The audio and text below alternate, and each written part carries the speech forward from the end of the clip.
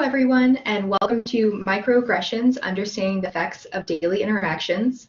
My name is Caitlin Hennessy. I'm the Program Coordinator at WSU Global Connections. Tonight we have presenting Dr. Lisa Guerrero. Dr. Guerrero is a faculty member at Washington State University in the Department of Critical Culture, Gender, and Race Studies. Dr. Guerrero's research interests include Black masculinities, African American literature, and critical popular culture studies. Throughout the evening, please use the chat box to discuss content that is presented, as well as submit your questions to the presenter. The questions will be addressed towards the end of the presentation during the Q&A. However, you can submit them at any point, and we will address them at the end. Also, if you have any technical difficulties, please let us know in the chat box. Actually, if everyone can use the chat box to let me know that they can hear and see me, I would appreciate it. And as we're turning it over to the presenter, please do let us know if you have any technical difficulties to myself or Olivia. She's also an events moderator with us today. Thank you so much, and it looks like folks can hear us. Excellent. I'm going to turn it over to Dr. Guerrero. Thank you for coming. So today we're going to discuss several points that are going to help us build a better understanding of microaggressions. And some of the questions that we're going to be considering today during this hour are: what are microaggressions? What types of microaggressions are there? Who commits them? Who experiences them? What are the effects that microaggressions have on people who deal with them on a daily basis? How do people typically respond to microaggressions? And what can people do to confront and challenge microaggressions? So these are the questions that we're going to cover today. I'm going to talk for probably about 40-45 minutes and leave time at the end to address questions or clarify anything from the presentation. And so let's get started. So what are microaggressions? So microaggressions are everyday interactions that convey negative, offensive, possibly threatening messages to people based wholly on their group membership. They can take the form of verbal speech acts, nonverbal or behavioral acts, or environmental cues. And they can be intentional or unintentional and are typically small or brief, thus microaggressions. And so we talk about microaggressions as juxtaposed to those sort of perhaps more overt, explicit, perhaps more extreme examples that we can think of different types of oppressions or marginalizations that we all have in our head. But oftentimes, when we're thinking about systems of inequality and injustice, those are kind of periodic examples. But people who belong to groups that are historically and socially marginalized have to deal with different types of marginalization on a daily basis. And this is what microaggressions are. So one of the first important things to understand about microaggressions is the fact that they can be intentional or unintentional. And this is usually a point that makes it challenging for people to understand when we're thinking about the impact of microaggressions. Because many people believe that if microaggressive exchanges are unintentional, then it shouldn't have a negative effect on a person. But the fact is that intent does not determine effect, but rather impact determines effect. So we want to be thinking about the fact that impact is greater than intent. So a useful metaphor, one that you can kind of see here on the slide, to help you understand why impact is greater than intent when determining the actual effect, is to think of the following situation. Someone accidentally drops something on your foot, bruising it, spraining it, even possibly breaking it. The person didn't mean to drop the object on your foot. but your foot is still hurt and is going to require some degree of healing. So the person's intent didn't impact your foot, the person's action actually impacted your foot, and there's going to be effects that you have to deal with. So the fact that a microaggression might be unintentional, and I would say that a good portion of microaggressions that happen on a daily basis probably are unintentional, does not deny the fact that it has an impact on the person. And so unintentional microaggressions tend to be the most challenging kind of microaggression to deal with for both the person who has committed the microaggression as well as the person who's impacted by the microaggression. So for the person who commits the microaggression, they usually consider themselves to be good people. They generally are good people, right? They don't have any sort of ill will or intent to offend. And their belief in their own lack of intention, right, and lack of ill will makes them more ready to deny that, one, the microaggression happened at all, and two, that the impact of the microaggression was in any way significant, right? Oftentimes people who commit microaggressions, again, sometimes unintentionally, will say things like, oh, that was a compliment, or that was just a joke. Can't you take a joke, right? So sort of invalidating particular reactions to it. Now, for the person impacted by the microaggression, especially those that appear to be unintentional, it introduces a situation where first they must make a determination of what has transpired, and second, what the appropriate response should be. And because of the brief nature of microaggressions, these decisions have to be made very quickly, which requires a great deal of intellectual energy, sometimes emotional energy, and we're going to return to that point in a few minutes. So what types of microaggressions can we see that are committed? Microaggressions can be committed based on race, on gender, sexuality, ability, age, religion, national origin and citizenship status, class. So as you can see, anyone can be impacted by microaggressions.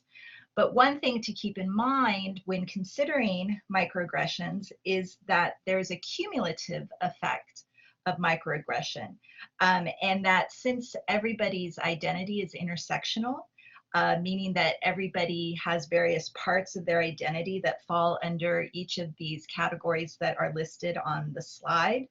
For many people, their identity ends up being made up of several identity positions that are socially marginalized. So for example, a poor woman who is confined to a wheelchair. So now we're talking about occupying a space of gender marginalization, ability marginalization, and class marginalization. And so people who occupy multiple positions that are historically marginalized will experience microaggressions based in all of those group memberships. So that exponentially increases both their exposure to microaggressions and the toll microaggressions can take on them. So what does a microaggression look like? There are three forms of microaggression. Okay, there are microassault, microinsult, and microinvalidation.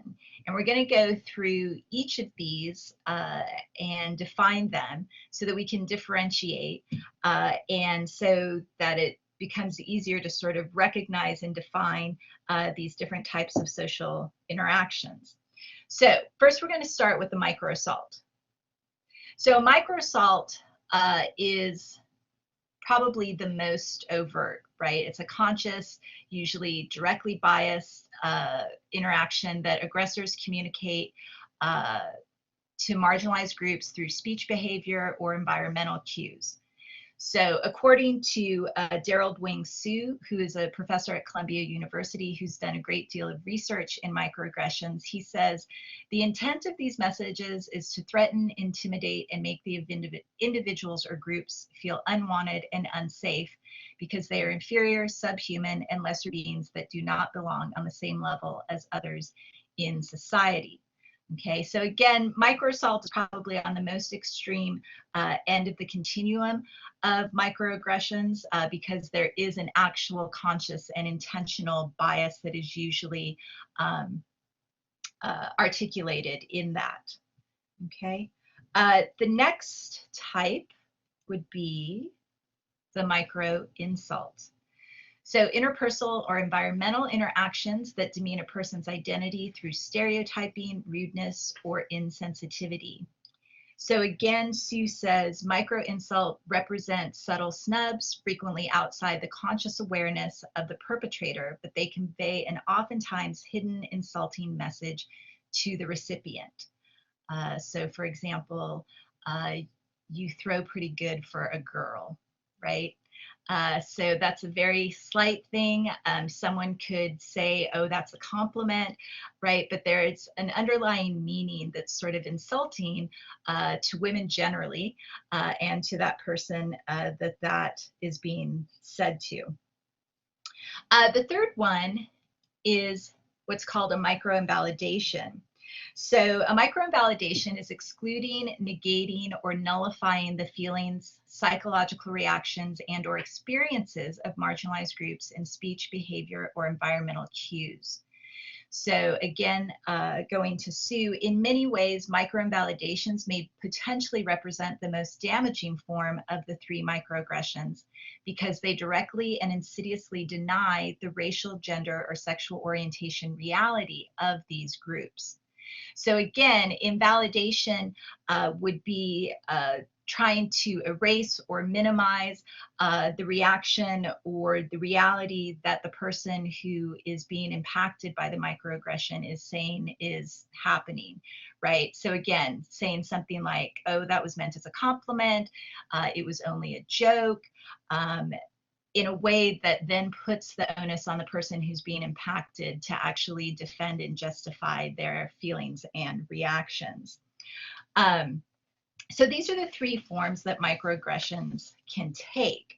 And again, as you can see, because, between micro insults and micro invalidations, because these can happen through speech, through behavior, through environmental cues, then there's a lot of things that people are having to negotiate, really on both sides, right? But those people who are being impacted, if we think back to that list of different sort of identity positioned and membership groups, those people being impacted are really sort of dealing with this at all times. So what are the effects of microaggressions? So many people try to deny or dismiss the significance and impact of microaggressions. Again, they're small, they're brief, they happen, almost instantaneously.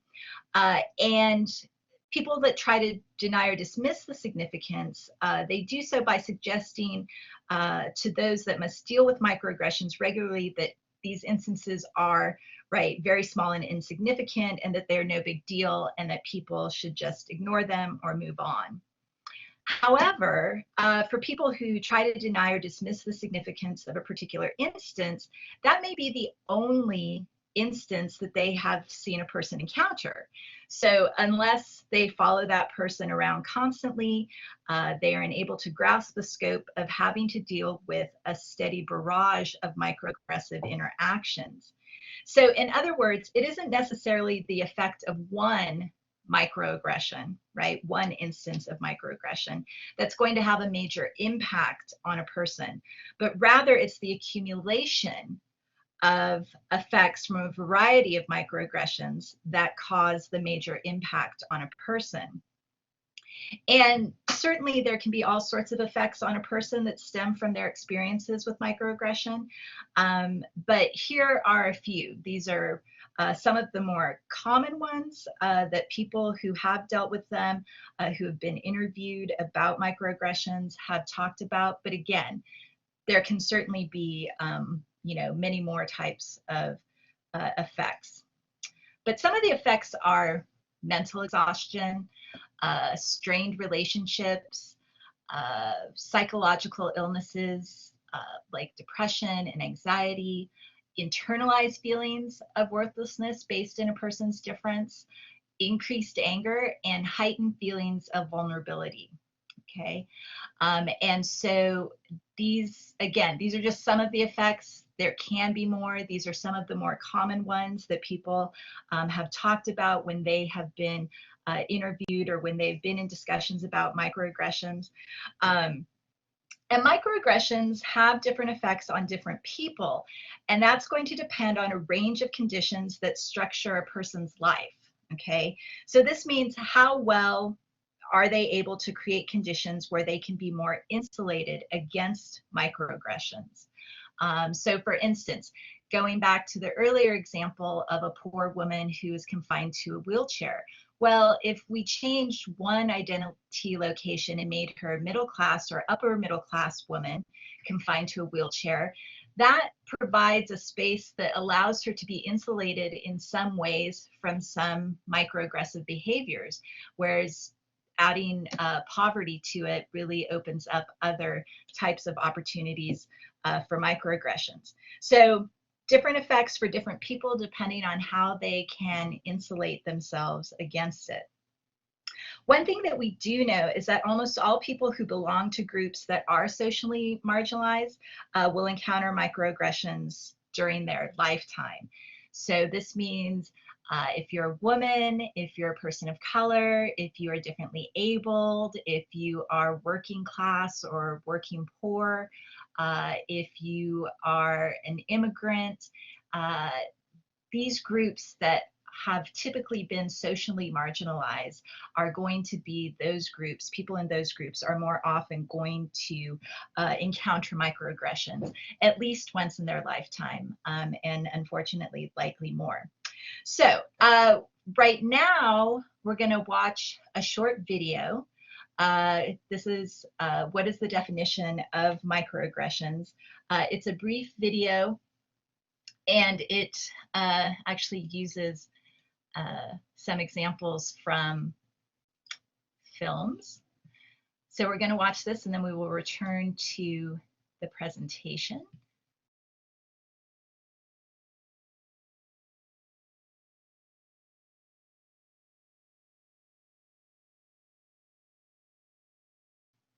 Okay, so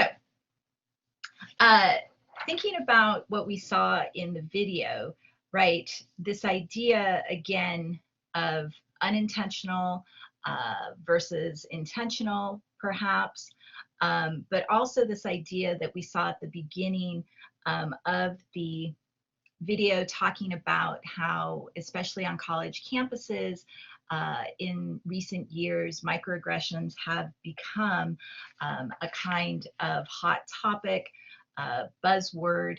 But in fact, right, we are just becoming more and more aware of the actual effects that it takes on people, not just on campus, but in things like the workplace. So if you think about women in the workplace, the different types of effects that that has on women in the workplace, and how those types of effects of microaggressions actually have effects and can have effects on performance. And so once we begin to understand those linkages, then it becomes that much more important to think about why we need to confront and begin to challenge microaggressions. Now, a lot of people oftentimes think about, microaggressions about being sort of hyper PC, that people are just too sensitive nowadays. And really, it isn't that, because people have been dealing with microaggressions for years and years and years, there hasn't been that word around to describe that interaction. But we do know that there is this type of linkage to people's day-to-day lives and these types of interactions. And that really, when people want to think about equal opportunity, that has to start with a basic access to spaces, be they public spheres, right? Be they spaces like classrooms, workplaces, that allow for everyone to participate in a way that doesn't minimize them based in some group membership, right? Because they're women, because they're people of color, because they're immigrants, because they're differently abled. Simply offering the opportunity, but not creating these basic environments where everybody has access to feel comfortable in those environments doesn't really make equal opportunity all that equal. So when we're thinking about microaggressions, really what's at the heart of it is whose reality is the correct reality, okay? And so the question is, at the heart of microaggressions, who has the power to define reality? Because microaggressions are an instance where there are two competing realities, right? The person who has committed the microaggression and the person who is impacted by the microaggression. So whose reality gets to define what is really going on? In most cases, like I've said, those who commit a microaggression will either deny it happened, deny the intent, or deny that there was any harm that was really inflicted by the interaction. This means that it falls to the person who is impacted by the microaggression to defend the offense they take, their feelings about the bias, and generally the actual existence of a biased interaction. Okay, so this is really what we're getting at the heart of. And again, as I said, when we're trying to talk about providing equal opportunity, we're really needing to start at a place of providing basic access where everyone can feel comfortable in participating. And microaggressions oftentimes make that impossible for that to happen. So this idea of whose reality is the correct reality, this idea that there are two competing realities when it comes to microaggressions, is one of the reasons why most often people do nothing when a microaggression is committed against them.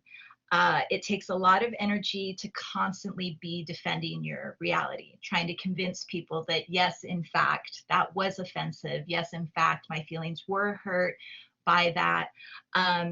Some of the other reasons that people generally do nothing when a microaggression is committed against them are pretty numerous that we've found.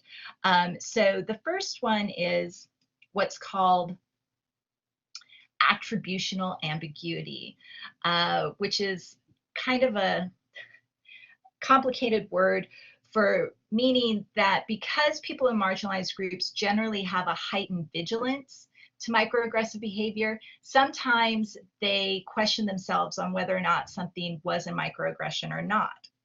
And again, because these interactions happen in such a short period of time, a brief interaction, you don't really have that long to be like, is that what I think he said? You know, so that means that that ambiguity leads to a lack of not doing anything because it just takes too much sort of energy to try to parse it out. This ambiguity also leads oftentimes to the dragging out of the impact of the microaggression, as the person usually will expend a good deal of energy after the fact, trying to determine whether or not an interaction was actually an actualized bias against them. And so it just drags it out even longer for that person to try to figure out. Another reason is response indecision. So not knowing the best way to respond or how to respond. This is oftentimes the case if a microaggression takes place when you're in a group of people, a group of friends, maybe amongst your family even, because certainly microaggressions can happen when you're with your family, and you're not sure of the best way to respond because you don't really want to, you know, disrail any conversations or any sort of social gathering that's happening. You don't want to come off as being too sensitive or overreacting. So you just have an indecision on how you should respond and the best way to respond. So again, one ends up doing nothing. As we talked about, time-limited responding, the incident's over before you can actually make a response. And so, you know, it's hard to just go back and be like, remember that thing that happened 15 minutes ago? Well, this is really what happened. And this is how I'm feeling about it. This is my reaction to it. And so we're going through these different reasons why a person doesn't respond, because oftentimes a non-response to a microaggression is taken as sort of verification that in fact it isn't really a big deal, when in fact there are all of these other conditions that are at play when people don't respond oftentimes. Another reason is that you're denying your own experience. So you're either engaging in a kind of self-deception by believing it didn't happen, or really you don't want to believe it happened. And so you just sort of deny that that is what took place, and then you don't respond. This is a big one for most people who experience microaggressions, the impotency of actions, thinking it won't do any good anyway. So if I tell this person that this is what just happened between us, it's not really going to do any good anyway, so why should I take the time? This is also a big one, especially in things like the classroom, in things like the workplace. It's the fearing of consequences, right? So interpersonal power differentials determine the degree of threat. And so, you know, you might not say anything because you fear that you'll lose your job if you point out that a coworker or your boss did something that was offensive or insulting. And so fearing the consequences, you don't do anything at all. And then the last is what's called the catch-22 of responding. And as I said before, if you don't respond, it's as if you're verifying that it isn't really a big deal. But if you do respond, you're seen as being too sensitive or as overreacting.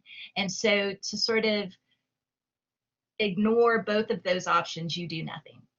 So that's what's been deemed the catch-22 of responding. Now, another reaction is a cumulative response, and this happens probably more often than we want to think about. After having not responded to so many other microaggressions, a threshold is broken by a single, perhaps unremarkable microaggression, and the response to this single tipping point incident is informed, instead of being informed by that one instance that's happening right now, it becomes informed by a person's built up frustration and anger of having to constantly deal with microaggressions.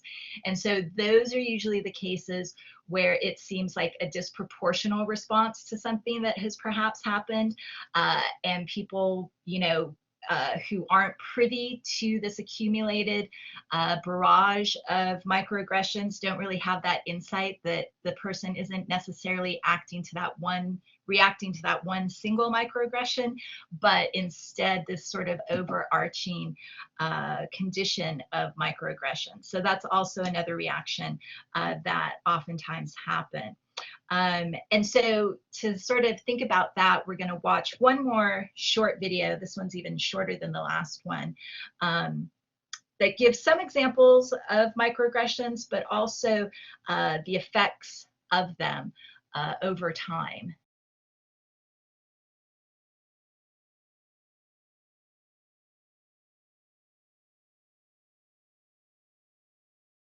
So thinking about the video, the statistic that was shown that students of color said that they had experienced on average a number of 291 microaggressions in the past 90 days. So in 3 months, right, that was the number of microaggressions. And thinking again back to the types of microaggressions, right? Microassault, microinsult, microinvalidation, then they could take on any sort of shape or form. We've all probably at one time or another experienced a microaggression because, again, our identities are intersectional, and so it could be based in so many things. But also to keep in mind, we probably all have committed a microaggression. We've unfortunately probably committed more than one. And so taking steps toward combating microaggressions doesn't mean that you're going to be perfect, doesn't mean that you need to start walking on eggshells. It means to recognize that you're going to screw up, but be able to have that conversation with someone if they're like, actually that was kind of offensive, instead of saying I was just a joke, I meant it as a compliment. Have that discussion, right? So again, there are all sorts of ways that a microaggression can take place. But again, we're talking about creating situations where people have equal access to public spheres, spaces like education and workplace, where they feel comfortable and where they feel like they are fully included in the participation in that space. So a few steps that we can take towards combating microaggressions. One is defining microaggressions, okay, which is what we've done here today. So as Sue has said, being able to define microaggressions and to know the various forms they take must begin with a cognitive and intellectual understanding of their manifestations and impact. Okay, so that's what we've been doing here today, defining microaggressions, identifying what forms they can take, on which they could be based, biases on which they can be based, who can commit them and who can be impacted by them, which is pretty much all of us, okay? Another step is recognizing microaggressions. So recognizing microaggressions when they make an appearance is more than an intellectual exercise in definition. So we've defined it here today, but now on the ground in your daily life, how do we recognize microaggressions, right? Microaggressions can only be confronted when they're actually recognized as such. Additionally, recognizing when you yourself are a perpetrator of a microaggression is an important and necessary step. And it's one of those very difficult things to do because most people do it unintentionally. They don't intend to be offensive, but that lack of intent does not mean that that negates the kind of sort of uncomfortable space that we sometimes will put people in, regardless if we intended to or not. So recognizing when we have actually perpetrated a microaggression is important. And then deconstructing the underlying meanings of microaggressions.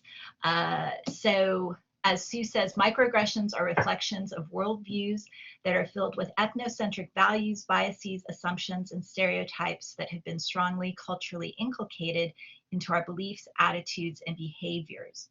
So understanding the underlying meaning behind a microaggression not only helps to legitimate the experiences of those who are impacted by them, but they also connect them to larger systems of systemic and institutional racism, sexism, homophobia, ableism, classism, and xenophobia, which is another reason why microaggressions are sort of so easily brushed off, is because people don't necessarily connect them to these larger systems of oppression and marginalization. But when we deconstruct the underlying meanings, it makes it easier to connect them to those systems. So some examples of underlying meanings. So in the video, we heard one of the students say, "You're pretty for a Black girl," right? So the underlying meaning, if you just sort of follow that logic, is that Black girls aren't seen as pretty, right? They aren't assumed to be pretty. And so what does that mean insofar as how it connects to systems of racial marginalization, of gender marginalization?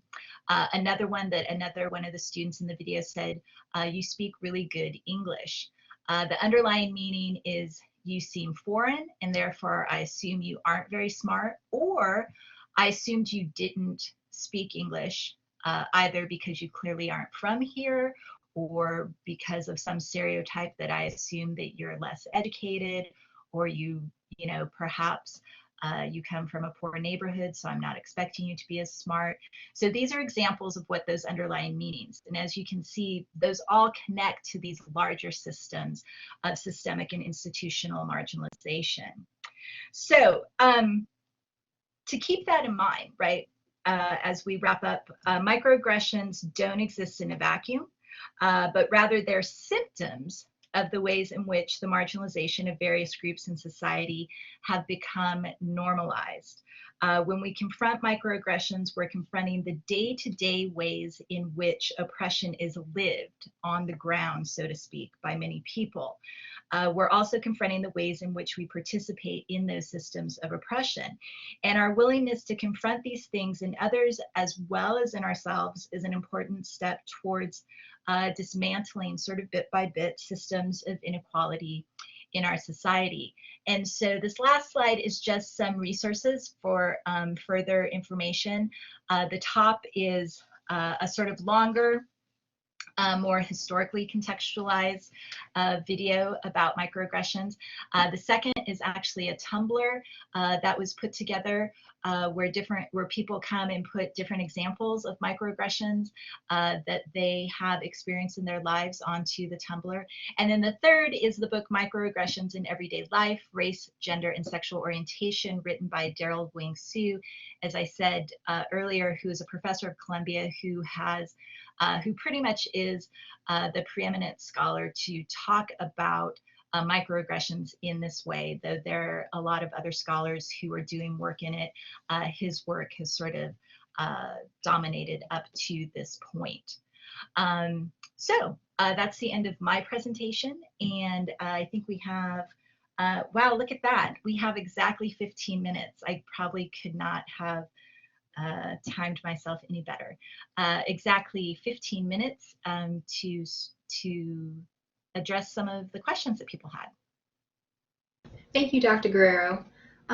One question we have is, my assumption of microaggressions was that they were more like getting angry in traffic, impatient, and being rude to the checker that's slow at the store, or experiencing road rage. Is this behavior not a type of microaggression? No, those are small aggressions. So I guess in those ways, they are kind of a microaggression. But in fact, when we use the term and the concept microaggression, it is in this way that we've defined here today. So road rage or impatient in the grocery line is really just that sort of impatience, and you're articulating your impatience through aggression. So it's just sort of, those are small examples of aggression, but when we use the actual term microaggressions, we're talking about these types of behaviors that are connected to these larger systems of marginalization. Thank you. Our next question asks, how does language come into play? Like when you say "you guys" all the time, is that a microaggression if I'm offended by it? If, you know, it is interesting. Again, this is what I was saying at the end. A lot of this has become normalized, right? And I catch myself saying that all the time, you guys, right? Or when you read a textbook and men is used to mean everybody, right? And on the one hand, again, it seems insignificant, but there are certain sort of underlying meanings to that, right? When you say women, that is not assumed to take into account every single person, but somehow men can be used in that way. So language is very important, and the ways in which we use it. Sometimes, in the example of you guys, it's very difficult to unlearn those things that we've been socialized, right? And that is one of those things. Another thing, I saw some videos circulating on social media recently about, actually, I believe it was Maya Mbalik, who did a video about calling grown women girls. And I've never when I'm in a professional situation, I certainly don't call grown women girls. I don't call any of my students in my classroom girls. I refer to them as women. But I do use girls to talk to my more sort of intimate friends or family members. But again, it becomes a sort of socialized thing. I'm sure guys, you know, talk about their friends as boys, my boys, things like that. So it really depends. If you guys really does offend you, if you find that that creates a situation where you're not comfortable, then yes, I mean, it certainly is a piece of sort of language behavior that we've been socialized to just normalize as being inclusive, when really it's not inclusive. So. Excellent, thank you. And then we had a few questions and comments come in regarding telling someone that they speak English well. And some of the questions asks, as someone who has family members that are bilingual, with English being their second language, I've never seen complimenting their English as a passive-aggressive statement. Can you elaborate on that? Is it the tone in which it's said? Or then another one asked, what about when someone themselves say they don't speak very good English? Or if you have told people that they, oh, sorry, one second, that I tell others who aren't native how good their English is and they seem to appreciate it. What are your thoughts on that? Well, it does. I mean, again, here's the question of intent and you know, being unintentional. Certainly, if your family members, if they are bilingual and English is not their first language, and you're just encouraging them, right? That, I mean, that's encouragement, right? The intent is not to isolate or marginalize by telling your family members like, hey, that was really great, you know. But it's more about, again, thinking about those underlying meanings. And so I can see, you know, when students here are not native speakers, that could make them feel good insofar as, you know, the fact that, okay, I seem to be mastering this language because someone just told me that, hey, that was great. However, when we're talking about something like you speak really good English, oftentimes that microaggression is committed against actual native speakers, but because of their racial identification, they are assumed to be foreign. Okay, so it's this idea of you know, we saw in the one video where the woman said, oh, you know, the sort of horrors of Vietnam, assuming that the woman she was speaking to was actually not American, but rather Vietnamese, sort of tangential to this question about language. But usually we see that sort of quasi-compliment microaggression, if you speak really good English, aimed at Chicano Latino students who are, you know, from the US, or Asian American students who are from the US. Or we see again, right, that it could be also based in class. So as we saw with the video with the students, with the young Black girl who said, you know, oh, your English is really good. This assumption because that you come from a class background where you might be assumed not to be as smart. So again, it's really about what those assumptions are. For you, you know, your family members who are mastering the English language as a second language or third language, or for students that you know to be international, to encourage them. There aren't assumptions being made. It's when those assumptions are being made based in group membership that would be a microaggression. So. Thank you, Dr. Guerrero. And we have a different question about a clarification on what would be considered a microaggression.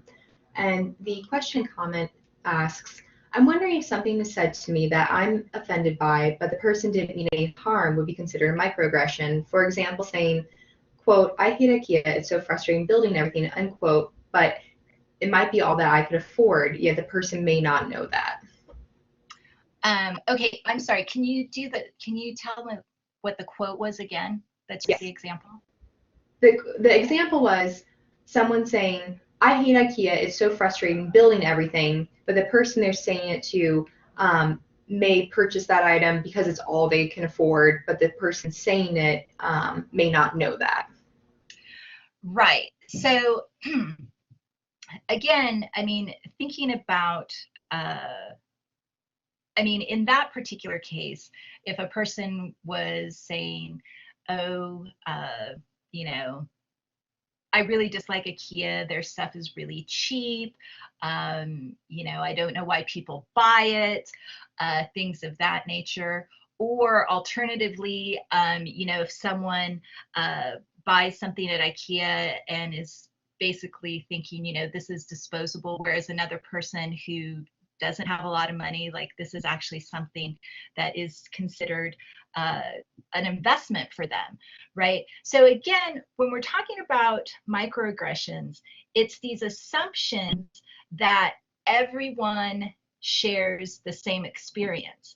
And so when you make comments to people based in the fact that, oh, you know, there are these assumptions. So in that particular instance, right, the assumption is, well, everyone has enough money to, you know, buy furniture that they don't have to put together, right? When that's actually not the case. And again, for some person, you know, buying a piece of furniture at IKEA is an actual investment, right? It's something that they're doing to beautify their home, and that is an actual investment. So for someone to be talking about it like, you know, that's disposable, and so that person who that is an investment and isn't a disposable piece, can be offended by it. And you know, it's easy to say something like, oh, well, you know, I actually you know, spent a good deal of money on this, and I'm, you know, I'm invested in it, and it's going to look great in my house.